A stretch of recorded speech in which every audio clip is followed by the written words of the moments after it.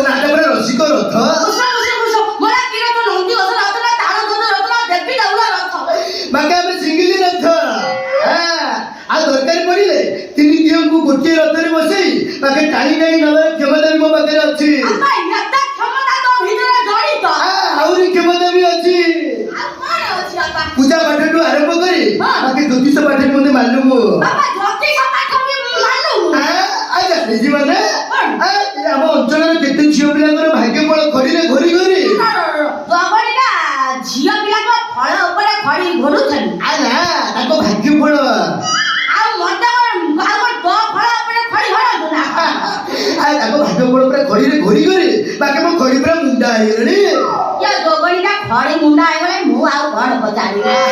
ନାଇଁ ବାପା ଯୋଉ ପଚାରିଲି ହଁ। ବାପା ମୋ ହାତ ଦେଖି କହିଲୁ ମୋ ଉପରେ କୋଉଦିନ ଗଣ୍ଡାଏ ଧୂପ ଚାଉଳ ପଡିବ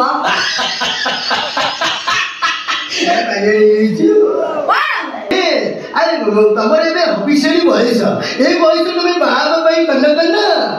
ଝିଅ ବୟସରେ ବେଶୀ ବାହା ପାଇଁ ଉତ୍ପାତ ହୁଅନ୍ତି ସତରେ ବାପା ତୁ ସତ କହୁଛୁ ତୁ ମନେ ଭାବୁଛୁ ବୋଧେ 50 କି 60 ଖଣ୍ଡେ ହଁ ସେ ତ ହବ ସିଏ ତ ହବ ଆଉ ବୁଝିଲ କି କଣ ସେଇଆ ଆଉ ବସ ଟ୍ରେନରେ ଯାଉଛି ତମେ କାହିଁକି ଏମିତି ରାଗୁଛ କଣ କହିବା ମୁଣ୍ଡ ଗରମ ମୁଁ କିଛି କହିବିନି ବୋଲି ବାପା ନିଷ୍ପତ୍ତି ନେଇଛି ମୁଁ ଯଦି କହିବି ଆଉ ରହିବିନି ଟୋଟାଲି ଆଉ ହେଲା ଖିଆ ମରୁନୁ କଣ କହୁଛୁ ଆଉ ତମ ତ ବୟସ 50-60 ଲାଗୁଛି ଆଉ ତମେ କାହିଁକି ଏମିତି ଟେନସନ ନଉଛ ମୋ ବୟସ ମୁଁ ମନେ ମନେ ଭାବୁଛି ମତେ 14 ବର୍ଷ ଆଉ ମନେ ମନେ ପୁରା ଗୁଡ ଖାଉଛ ଆଉ ଟେନସନ ଛାଡ କଣ କହିବା କୁହ ବାପାରେ ତୁ ଜାଣିନୁ ବାପା ମୋ ଜୀବନରେ ଦାରୁଣ ଦୁଃଖ କି ଦୁଃଖ ଆଉ ଦୁଃଖଟା କୁହ ହାଲୁକା ହେଇଯିବ ବାପାରେ ଚଇତା ସିଏ ପୁଣି କିଏ ତୋ ମା ଘଇତା ଚଇତା ମୋ ଘଇତାରେ ବାପା ତମ ଘଇତା ଆମ ତ ବୋଉ ଘଇତା ହେଇଥାନ୍ତା ଚଇତା ଗଲା ଦିନ ଠାରୁ ବାପା ଚଇତାରି ପବନ ମୋ ଦେହରେ ଟିକେ ବାଜି ପାଖରେ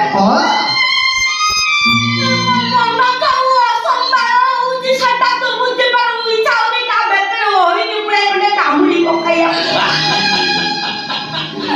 ମୋ ଭାରି କାଲୁ ବାଲୁରା ଜୀବନ କାଟୁଛି ରେ ବାପା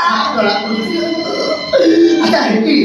ତମେ ଏଇ ସମୟରେ ତମେ କେମିତି ତମେ ନିଜକୁ ସମ୍ଭାଳୁଛ ବାପା ସେଇଥିପାଇଁ ତ ମୋ ପୁଷ୍ଟିଆଙ୍କୁ ଖୋଜୁଛି ତାକୁ ପାଇଲେ ମୋ ମୁଣ୍ଡରେ ଗଣ୍ଡାଏ ଧୂପ ଚାଉଳ ପକେଇବ ତମର ଯିଏ ପୁଷ୍ଟିଆ ହବ ବାକି ତମ ଫୋପା ତେଜରୁ କଣ ପାଇବ ତମରି ମୋ ତେଜରୀ ଦେଖେଇଲାନି ମୋ ତେଜରୀ ଦେଖିଲେ ତ ଛପ ଉଡିଯିବ ଆଉ ତମ ପାଖରେ କଣ ରତ୍ନ ମୁଣ୍ଡରେ ଚାବି ଅଛି ନା କଣ ତମରି ଚାବି ସିନା ନାହିଁ ଭଣ୍ଡାରଟାଇ ଅଛି ରେ ଭଣ୍ଡାର ଅଛି ତମରି ତୁ ଜାଣିନୁ ମୋ ବ୍ୟାଙ୍କ ଖାତାରେ କେତେ ଅଛି ଆଉ ଉଣି କେତେ 71,71,71,71 ଟଙ୍କା ଅଛି ଆଉ ମତେ 71 ପଇସା କାଇଁ ଛାଡ଼ିଦେଲ ତମରି ଥିଲା ମୁଁ କହିନଥିଲି ଖାଲି କଣ ସେଠି ସେ ଗୁଣ୍ଡୁଲା ପଣ୍ଡା ପାଖରେ ମୋର 71 ଗୁଣ୍ଠର ଜାଗା ଆଲାଏ ମୁଁ ପକେଇଲି ଯିଏ ମତେ ବାହାବଛି ପୁରା ରାତି କୋଟିପତି ହେଇଯିବ ବାପା ଡାଇରେକ୍ଟ ସୁନା ଚୋରି ବ୍ୟବହାର କରିବ ମତେ କୋଟିପତି ସୁନା ଚୋରି ତ ଆଉ ଡାଇରେକ୍ଟ ମୁଁ ତାକୁ ସୁନା ଚୋରି ପିଲାଦେବି ମତେ ପୁରା ଫୁଲ କୋଟିପତି ହେଇଯିବ ନା କୋଟିପତି ଆପା ତତେ ମିଛ ମତେ ସତ୍ୟ ମତେ ସତ ତତେ ମିଛ ମାରି ପୁରା ସତରେ କଣ ହେଲେ ନା ବାପା ତଳ ଆଡୁ ପୁରା ଗାಂಧಿ ନେଲୁ ବାପା ତୋର କାଇ ଫାଟିଲା ରେ ଛାତି ଭିତରେ ଫାଟି ଯାଉଛି ତୋରିକା ଛାତି ଭିତରେ ଫାଟନ୍ତାନି ତୋର କଣ ଆଉ କୋଉ ଜାଗା ଫାଟନ୍ତା କଣ ମାଳ ଚାକିଆ ରେ ବାପା ପ୍ୟାକେଟରେ ମୋ ମାଇପ ତୋରିକା ମାଇପ ଡାଇରେକ୍ଟ କହିବା ମୁଁ କହୁଛି ମାଳ କିଛି କହିଲା ଦିନେ ଠାରୁ ଟୋକା ସାଙ୍ଗରେ ପଳେଇଲା ନା ଆଉ ବାକି ତାକୁ ଜବ ନେଇଗଲା ମୋଟାମୋଟି ହବନି ତ ମାଇପଟା ମରିଗଲା ଫଟୋ ତାପରେ କିଛି କହିଲା ଦିନେ ଠାରୁ ମୋ ଦେହରେ ମଳିଆ ପବନ ପଶୁନି ତୋରିକା ତୁ ତୋ ରେଡର କନାପଟା ଭିଡିଛୁ କୋଉ ବାଟେ ପବନ ବସିବ ସିନା ଟିକେ ମେଲା ରଖିଲେ ପବନ ପଡ଼ିଯାଆନ୍ତା ତୋରିକା ବାନ୍ଧି ଦଉ ଇଏ ବୁକୁଲା ଆଉ ତମକୁ ଦେଖିଲା ପରେ ମତେ ଲାଗୁଛି ବାକି ମୋ ମାଳ ଯଦି ପୁରା ମଶାଣିରୁ ଉଠି ଯାଇଛି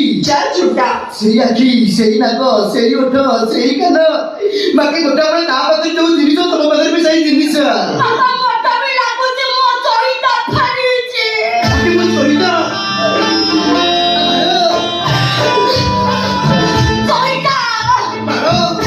ସେଇ କଖାରୁ ପରି ମୁହଁ କୁମ୍ଭାର ପରି ବାହୁ ଚେଷ୍ଟା ପୁରା ରଙ୍ଗି କଳା ବାଇଗଣ ମତେ ବି ଲାଗୁଛି ଡାଇରେକ୍ଟ ମୋ ଚଇତା ଫେରିଛି ତମ ଚଇତା କଣ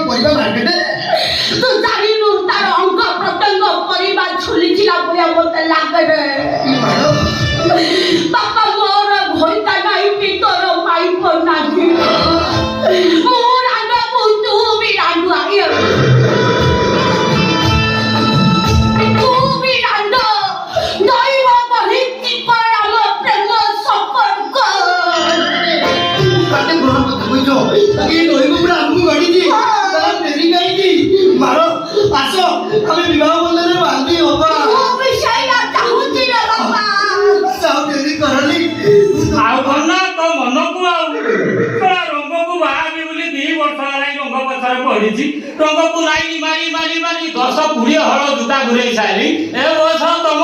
ମନ ଖାଲି କନ କନ ଏ ଭାଇ ମୋ ପୁତ୍ର ବାକି ତୁ ଏଠି କାହିଁକି ଆସିଲୁ କୁଆଡେ ହେଇଛି ଜାଣିପାରୁନୁ କୁଆଡେ ଆଇଛୁ ରଙ୍ଗକୁ ଲାଇନି ମାରୁଛି ତାକୁ ବାହାରି ବାକି ଦେବି ଗୋଟେ ନେଟା ଆପଣ ରାତି କାମରେ ପକାଇବୁ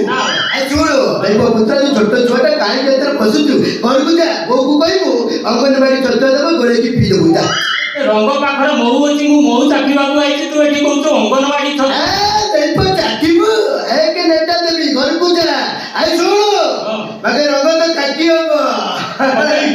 ତମେ ନାତି ନାତୁଣୀ ଖାଇବା ବୟସରେ ରଙ୍ଗକୁ ବାହା ହବ ବୋଲି କହୁଛ ଏ ଭାଇ ମୋ ପୁତ୍ର ବାକି ମୋ ମୁଣ୍ଡକୁ ଜମା ପିତ୍ତ ଚଢା କହୁଛି ମୋ ଦେହ ରୋଗାନା କହିଦଉ ବାକି ରଙ୍ଗ ତ କାଟି ହବ ପୁଅ ଶୁଣୁ ରଙ୍ଗ ତ ବୋହୁ ହବ କାଟି ହବ ଭାଇ ଶୁଣ ଇଏ 2 ଜଣ ଝଗଡ଼ା ନକରି ମୁଁ 2 ଜଣକୁ ହ୍ୟାଣ୍ଡେଲ କରି ପାଇବି ଏ ଭାଇ ପୁଅ ବାପାନା ପଚାରି ତତେ ମୁଁ କରିବି କଣ ଏ ଶୁଣୁ ବାକି ତୁ ପଳା ନହେଲେ ପୁରା କକେଇର ପୁରା ଅସଲି ରୂପଟା ଦେଖିବୁ ତାହେଲେ ତୁ ଛାଡ଼ିକି ଯିବି ଏ ଭାଇ ପୁଅ ପୁତୁରା କକେଇ